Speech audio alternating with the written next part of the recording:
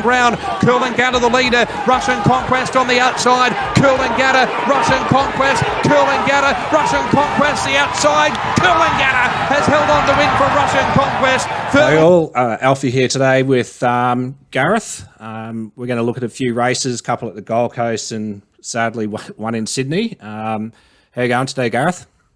I'm good, mate. Yourself? Was a bit rough the last at Gatton, but we got away with that thing at Wagga that missed away, got checked and somehow shat in. That was good. Yeah. But it was a bit of a really. You went well, 2 from 2, wasn't it? 2 from 2. I still don't know what the market was doing with that second one. Well, I think it blew from $1.95 out to almost $3. I think on the fair it was $3.40 or something. The top tape was $2.90. So I don't know. I don't know. It won how I rated it, but it's just one of those things where the market was. Well, they come for a curry runner, didn't they? They did come for the curry runner, and that scared me a bit. But yeah, we got away with that one. I think so. No, just one of those times when you could say the market was in quotation marks wrong. Yeah, but we'll go from there. So we'll look at. We get used to it, mate. Yeah, I know it does your head in. We'll look at the 2 Magic Millions Rising Stars races at the Gold Coast, and then the listed 2,000 meters race at Rosehill. Goldie. There was actually a question in the room there that about betting early. I think it was. Yeah. Yep. And for me, I know other people don't sit here all day, every day looking at the screen as I do, but I personally don't see the point of putting on best of the best bets hours out before a race, because I'm quite price sensitive, and when something's $3 into $2.20, I'm not backing it anymore. So I'm tippy toeing on the idea of doing more early bets as far as best of the best go, but I believe it's the best product out there. And for me, if I'm not prepared to lock in the fixed odds early, which basically I'll do that when I think there's a wrong market order, as in I think they've got the wrong favourite or something like that. Yeah. If I'm not prepared to take the fixed odds early blanc, I don't see the point of locking in a price that could change in the time before I can, half an hour before the race when I can lock it in. It's a bit like, why would you take a quaddie at 9 a.m. when you might get to quaddie time and the fence is off? Yeah, and I obviously just with my service that I was doing, it was just for those people who could set and forget throughout the day. So I used to just send my prices out at 9 o'clock. It's not the ideal. Yeah, I understand. It's not the ideal way, and preferably I would do what you do and wait. But when I send my horses at 9 o'clock, I'm only sending the ones that if they do shorten between official price time and when I send them out, I'm okay with that shortening prices. And that's where it's between 9 and race time that gets me. Yeah, and that's I look at the data with the horses I'm going, and in those things, I just think I've just got to be prepared that you'll win some and lose some, and it's that type of method. I'd prefer to be doing what you do, but I haven't set it up like that. And but I'm with you, Gareth, too. I think just the last month, probably I'm noticing that just don't mind my dog, that I could be taking some more fixed prices early. They seem to be going quite quickly and not bouncing back. Yeah, it's tricky with the fixed stuff, but I probably in an ideal world I'd be more organised earlier. But when you're doing 7 days a week, it's pretty bloody hard to skip 2 days in advance. Yeah, it is. But yeah, like today, I could never have predicted that horse was going to fly out the gates and get near $3. But yeah, it's whatever you can do, and if you can sit around and do it every day and get the markets, you can. Yeah, it's not an exact science. It's not an exact science. Like none of this is really, is it? No. And to answer the other question that was there with the stars and the staking, I think for the people who do want to bet early, but basically, I generally I used to bet to market, and I used to have different amounts based on my overlay, etc., etc. But 4 or 5 years ago, when all accounts started getting barred, and it became a different game, you couldn't actually bet to win. Like you can't say, all right, I'm going to back all my overlays to win $10,000. That stopped about 4 or 5 years ago. Now you basically you got to set you're only allowed to bet to win X amount. So when I finally got to that point, I said, okay, I've got to change my staking, and I've got to change, particularly as I'm running a tipping service. And now I generally, if a horse is 1 star, I'm uncertain whether I'm going to back it or not. And I wouldn't back that horse if, without me pulling the trigger, I'd back it to collect about 3 units. If it had 2 stars on it, I'd back it to collect about 4 to 5 units. And I generally stake about that range. And if I've got 3 stars on it, I'm pretty keen and, have a dig. Like, it depends on the price, obviously. And I hope this answers the person's question. That if you got to go off before I do, well, that's kind of a rough ballpark of how I'd handle the staking. Yeah, and that's like I do my I guess selections very similar to Gareth does, and the bets that I'm sending out are essentially my 2 stars and my 3 stars that I'm happy to go early on.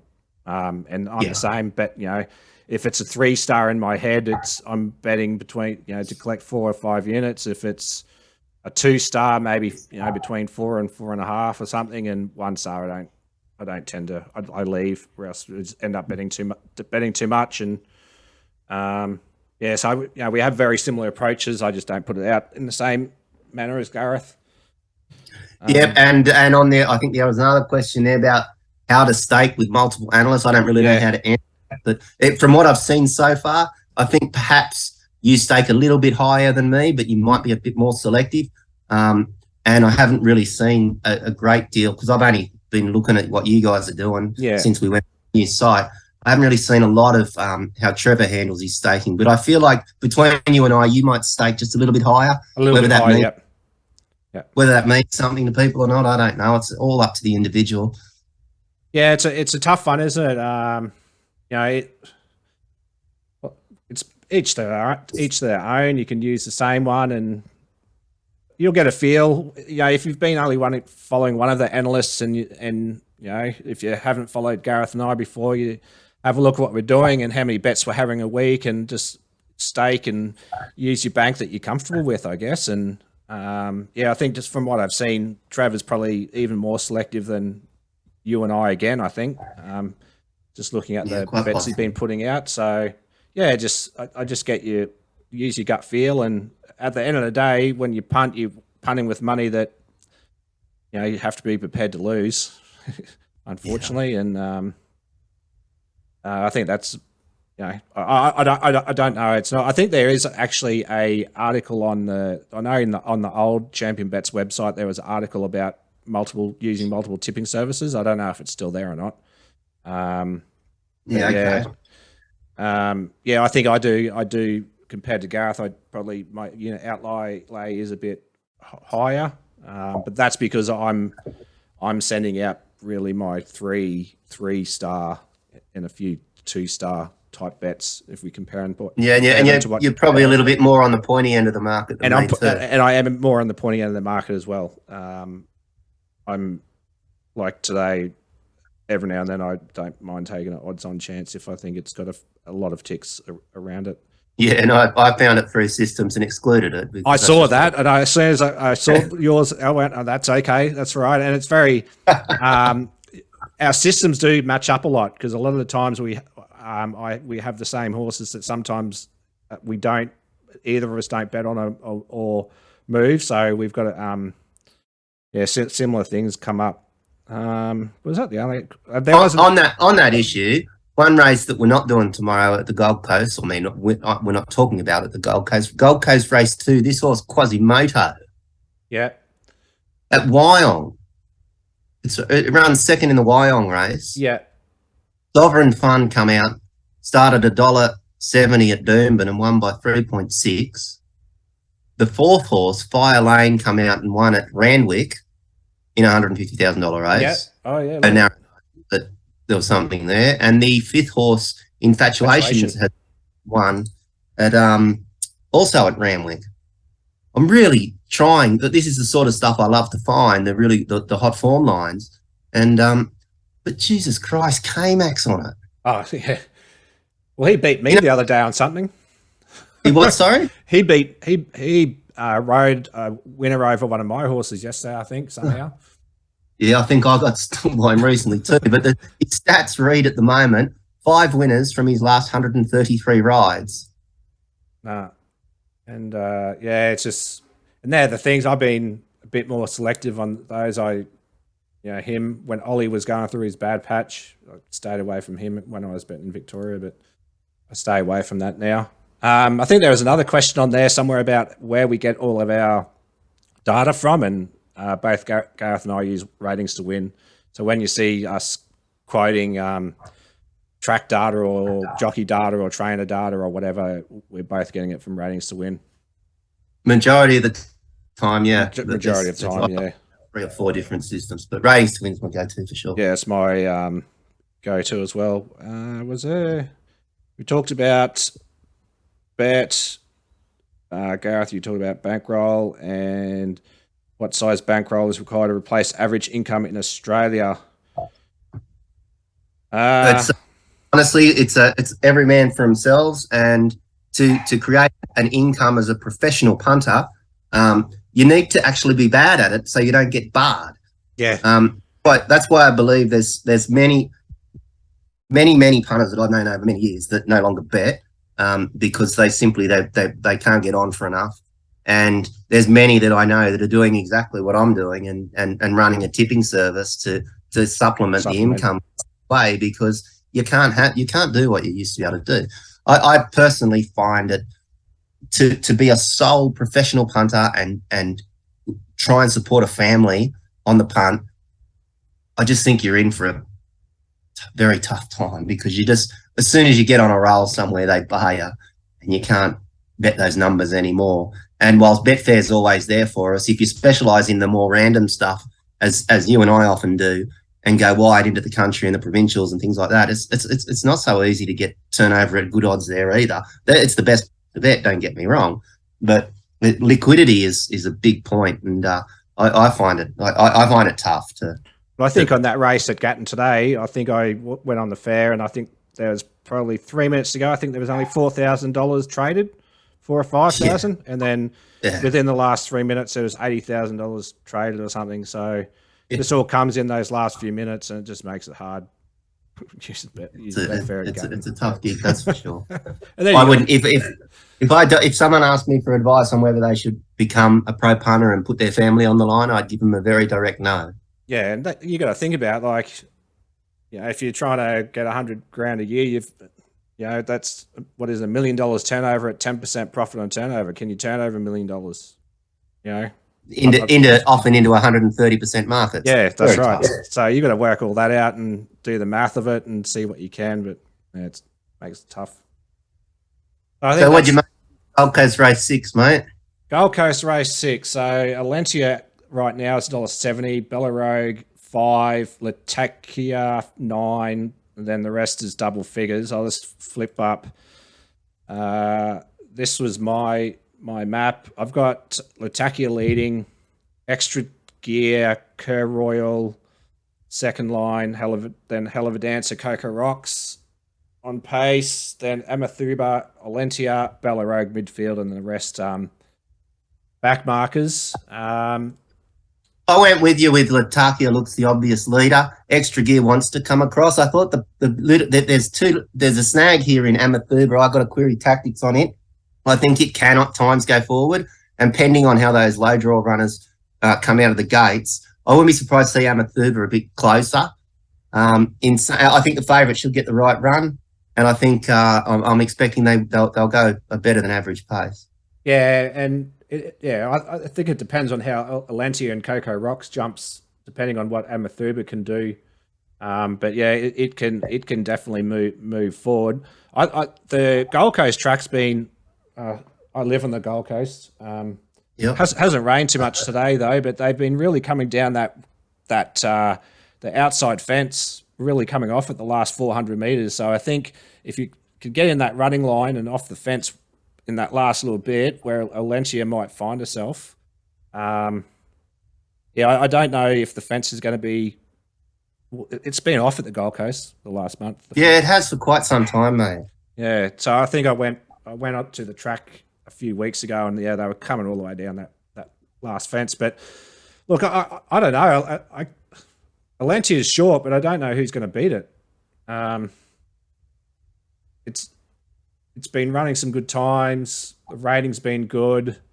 The only question mark will be is how much better is the Sydney form with Bella Rogue with J-Mac Waller than the Brisbane form. That's the question mark I have. As you say, Alencia, it's the exciting scopy horse. It's been shitting in, running good times. It's completely untapped. But yeah, I totally agree with what you're saying. And the only horse I could consider beating it is Bella Rogue. It's been racing well with excuses or prep. But he's going to need some luck from the clutter zone. But you've got J-Mac steering it, and I ended up marking Alencia around that $1.75 to $1.90 mark at my first go at it. But Bella Rouge is the one that, if I'm going to bet on the race, I'll probably end up on it.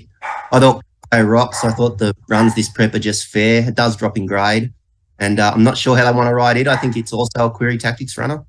Yeah, I had the same. I had Alencia at $1.75. Coco Rocks has been disappointing the last two runs. I think I backed it last run, and she was just terrible. I don't want to back it. I don't. Yeah, but what's it with? I'm just looking at why Ormond's off Alencia for Jimmy Byrne back on. I wonder why Ormond's off it. It doesn't have a ride in that race. Well, why didn't Jim Byrne ride it last time? Let's have a look. I don't know. I'm just looking at the race, and he didn't have a ride in the race. Was he there? Has he been out, or I don't know? I'm just trying to think. I don't think he's been suspended or anything, but maybe he's got first pick of it anyway. Maybe because he rode it first. And it was that time of the year, being between Christmas and New Year, where some of them just say, "I'm just taking a break." Yeah, I just have that Eagle Farm meeting that it raced at, and look if he's riding at the meeting. I'd like to, after looking at 4 races, I'm saying he didn't ride at that meeting. Didn't ride, okay. Had the day off. He didn't ride, so it was family time at Christmas silly season. Yeah. So I think Alencia is the one to beat. It's not a great betting race, but Bella Rogue is the one that can upset it. Bella Rogue, whatever, I don't know how you say it. Especially if they're coming home down the fence late, it's going to have a good and sit out wide and come home. Yeah, there's other interesting runners. Very intoxicating. I don't know about it in the grade, but it's won 3 out of its last 5. It's had 2 positive trial wins. It's not useless.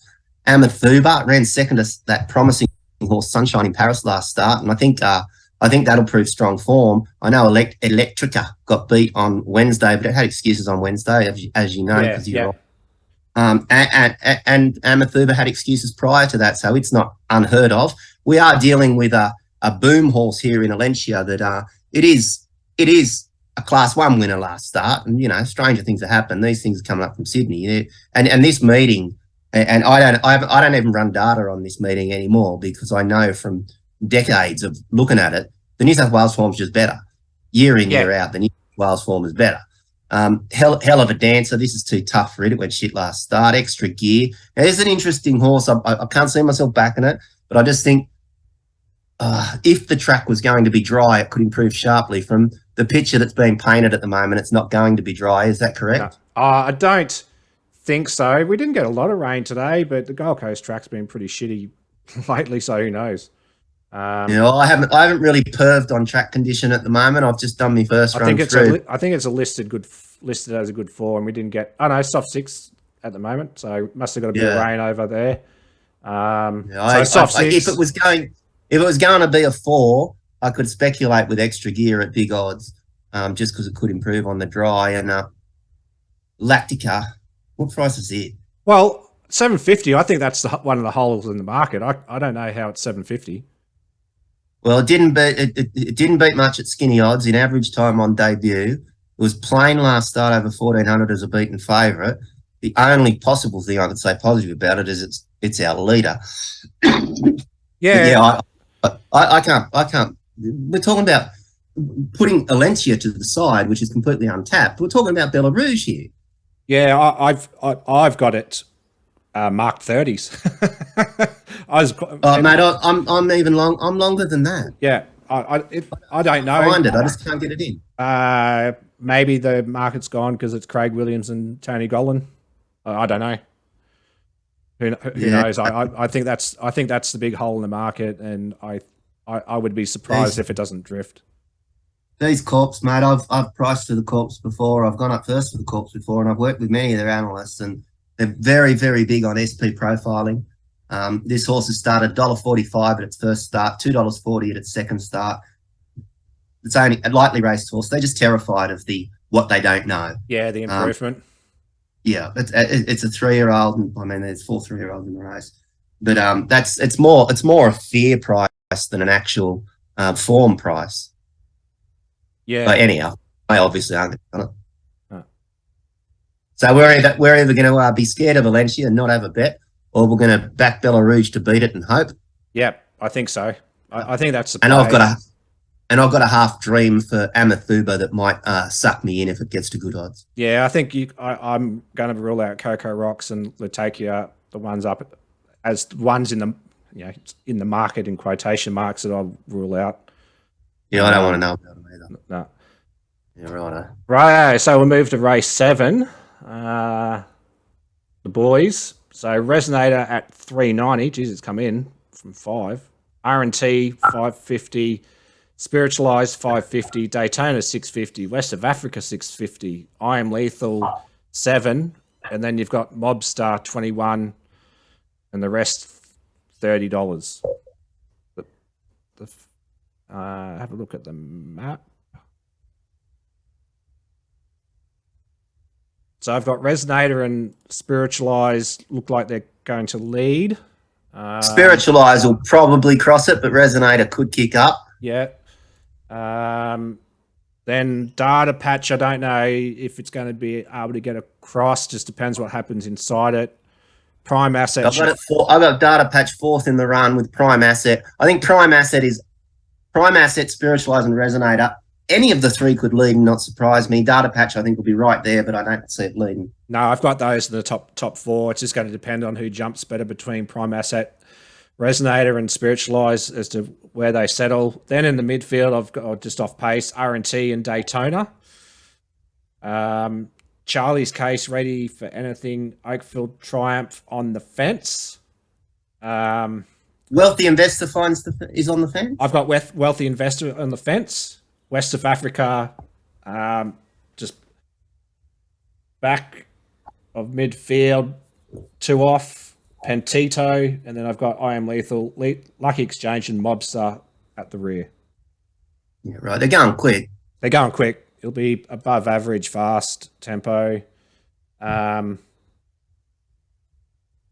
I think for this, Mate, I'm about $4.80 the field at the moment. Yeah, I can't. Resonator's come in a fair bit. I wanted to find it, but I must admit I'm scratching my head a little bit about why the blinkers have gone back on. I've got faith in the gaybots when it comes to this, but I thought I'm just surprised that the blinkers went back on. That's all. It just sort of irked me. But I've got it one of the top 3. I've got it in the top. I've got it top, but I don't have it as short as the short of the market. It does if we do get some more rain and it doesn't get an upgrade. It has some win and a couple of rain affected tracks too, which is a tick. It'll be a typical hard nosed front running gaybot horse.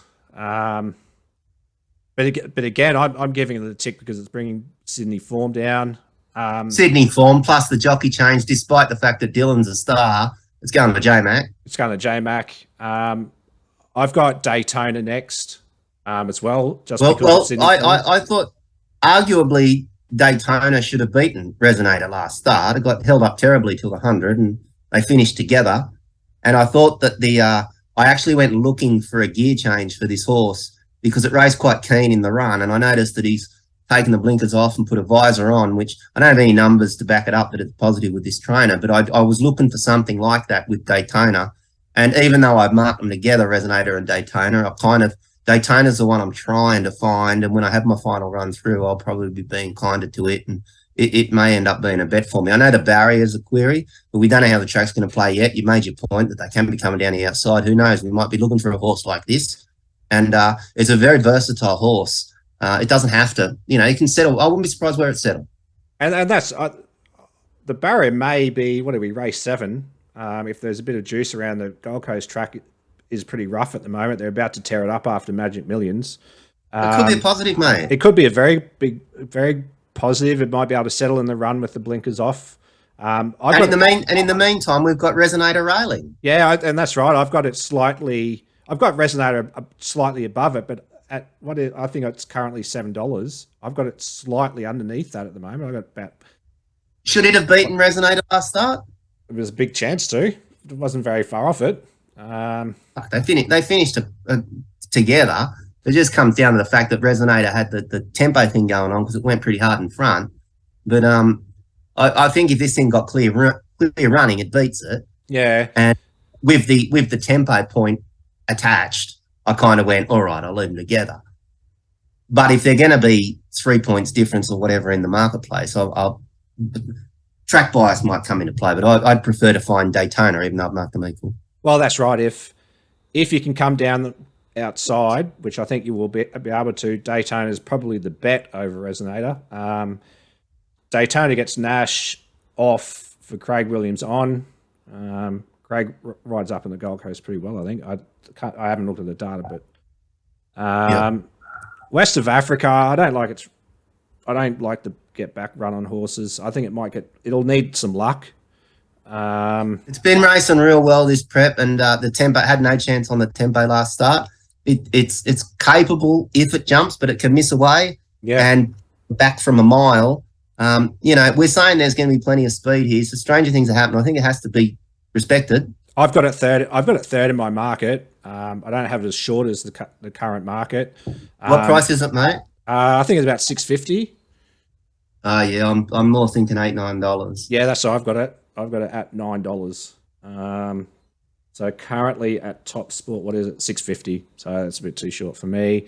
Spiritualized, it's $5 in the market. Can't get it anywhere near that. I think this couple of Sydney horses are going to be a bit better. I think. Well, Spiritualized is interesting horse. I think it's a query runner. I think the last 100's a query, particularly with the pressure having its first go up 1300. But it showed good promise prior to last start, and then last start it had vet issues, and I think it was Jay Orman. He sat up on it, and he got back to the stewards and said that what did he say? He said it had a poor action or something. It wasn't running properly. Yeah, he thought it choked down, so he gave up at the 200 and he just eased it out of the race. So it's a query runner, Spiritualized, and does have some ability. It does have ability. I'm more thinking sort of $12, $13, something like that. But I think it is a query runner. I wouldn't be surprised if it bit me. I don't see me backing it, but I wouldn't be surprised if it bit me. I black booked it off its first run, this prep, and then I didn't back it in the listed race. But yeah, I've got it around the $11 mark, $11, $12 mark. I think there'll be a fair bit of pressure on, and if there's a query over 1300, you don't want a high pressure race up in front. R&T, most of its run's been on dry, so it'll be up in the track. I can't get it near $6 either. Well, actually, it's interesting. It is a bit interesting, that one, because there's the stats with all databases these days. They treat a 5-track as a slow track. They call it S5. Yeah. Prior to the new track systems, a 5-track used to be a dead track. So I don't personally see a 5-track as being a wet track. I treat 6 and above being wet tracks. So with this particular horse, it says the stats read 301 on slow, but it's actually incorrect. It's had one run on a track that's been 6 or worse, and it was actually run in the rain and it ran third to Ranch Hand and Minx Moment, Yeah. which is, you know, it only got beat 2 lengths. I couldn't take a track condition set against this horse based on that. I don't have enough information to be confident that it can handle a slow 6 or worse, but I certainly can't throw stones at it because of that run. And I think that the stats are marred because of that D5 point that I made. It gives me the shits, the D5 thing. And as you know, ratings to win, you can see that it's only had on the ratings to win official track speed, it's only had 1 wet run. Yeah. So it was, for me, it was more of a question mark. I still think it's got to improve a little bit. It does have Karen McAvoy on as well. Well, it was actually, you've got to give it a tick for the jockey change because it's going to a senior jockey. But Jesus, K-Mac, I don't want to back K-Mac in anything at the moment. No, and Malia, I wanted to back it at its last start at Doomben, but I didn't back it because Malia Castle was on. But she rode an absolute peach. A senior jockey couldn't have ridden it better than she did on that day. No, she did ride it pretty well. She got crowded in the straight, but she didn't show past. And she rode pretty good. And this horse actually has a spike figure when it got lipped out in a listed race on the 4th of June. Got lipped out by a Thelric and beat Ingratiating by a length and a half. And that run would make it favourite in this race. Yeah, that's true. And it's going to run out the 1300 because it's got a placing at 14, 2 placings at 1400. I got it one of my top 3, mate. I'm R&T, Later, Daytona. I've got them equal top picks. Second line is I Am Lethal, which we haven't discussed. I thought the 42 days was a query, but it's back 100 metres. It's got New South Wales Saturday Metro form, which is what I'm looking for, and it's capable. And 2 runs ago, it split 2 subsequent winners. Was it 2 runs ago? Or last start? 2 runs. Yeah, last. It's finished alongside Democracy Manifest and beaten Banju, which has come out probably one highway or something. But the form's okay there. It wasn't one I could get rid of at all. I can see that it's a maybe. I've got it as a maybe. The question mark that I had was off the 42 days as well. But yeah, I've got it 4th on my line. I just skipped over it. But then it's going to be coming from the back, isn't it? You got it mapped back in the run. I Am Lethal. Yes, I've got it. I've got it as a back mark. Yeah. So it might in a high pressure race. In a high pressure race, it'll just be race 7 down the outside. Yeah, down the outside. $16 to find out. Yeah. So yeah, I think. Look, at the moment, I've got Resonator and Daytona on top, and at the moment, I would be backing Daytona over Resonator just because of price. Yeah, I'd agree with that for sure. And I'm going to go back and look at R&T because you've talked me into going back to have a look at it. Oh, yes, but it's filthy K-Mac, mate. I know. I think K-Mac's on my New Year's resolution not to back for a while. I don't want to be finding him. I just do the form how I do the form, and if I find him, I go, oh. And I'll tell you, there's a horse in here that I could take massive odds about, which I'm sure no one wants to mention its name. It's Mobstar. Mobstar. I think it could be 50, 60, something like that. And I just, as you know, as I've told you, I'm a form line perv. And at one last start, it was too good for him. It beat Terramedes, which come out and won. It beat Irish Kisses, which come out and won in town. That was the Terramedes run 3rd, come out and won. Yep. Irish Kisses come out and won in town. O'Tilly, who I backed the other day in the country, won well. And the 8th horse also come out of one. So we've seen 6 horses come out of the race for 4 winners. I just think I can't price it any shorter than the marketplace has it at the moment. But that sort of form line makes me take notice.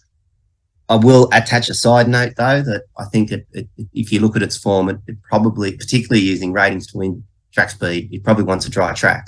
But I'm talking about something 50s or 60s or something like that you just have specky on, that's all. And I'm just looking at its late sectionals too. Like, it ran some pretty quick late sectionals. What's that BM68 level? So got a good turn of foot. So if you can get some clean air, I've got it marked around the $34 mark. So It I'm about 25 at the moment. The market's about 21, but who cares? That doesn't mean anything. No. This horse will be big odds. It'll be big odds. It'll be one of the drifters. So yeah, it may be one to have a little, if you're each way spec on it or a small spec on it. But yeah, I definitely don't have that as a Particularly if worst. they're coming down the outside, mate. Yeah.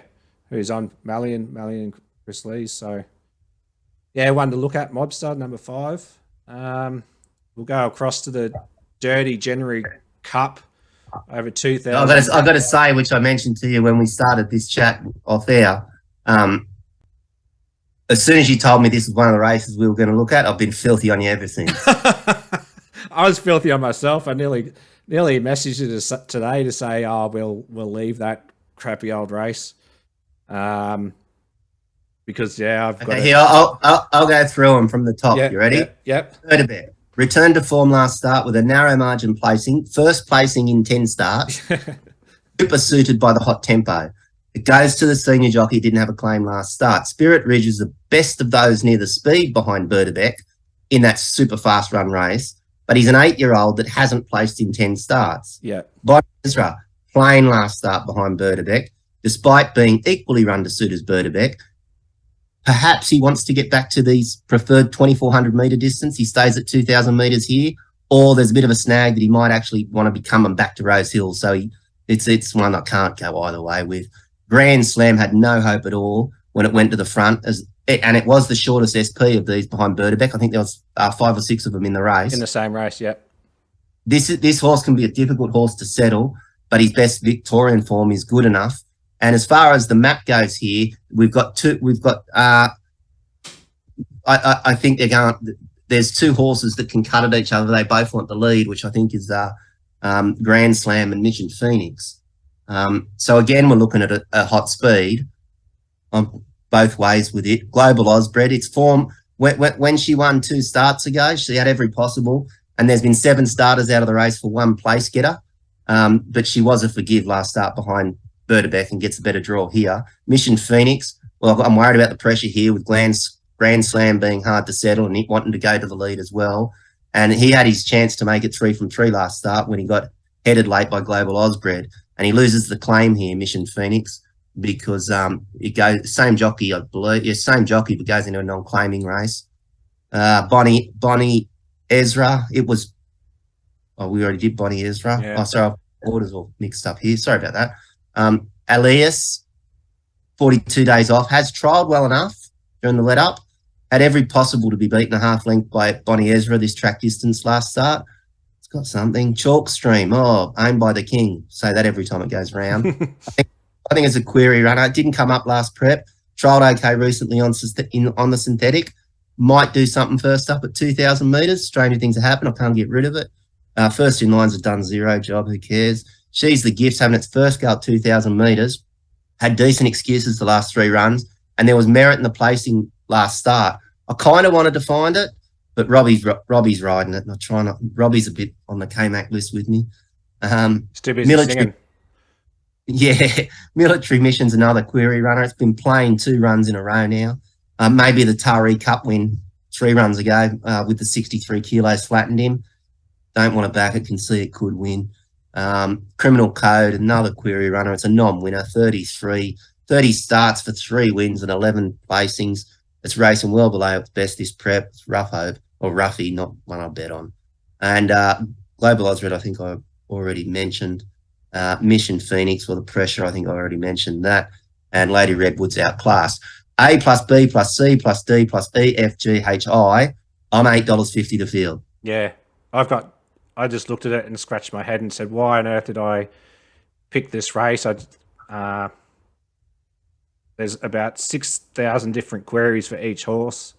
They're either too old, or they haven't won or placed for a while, or they're coming off a spell, or they're in ordinary form. So I could see, I don't know, 10-way Whose tie. turn is it, mate?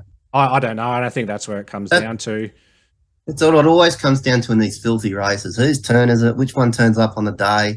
Will there be a map point? It just becomes a fucking headache.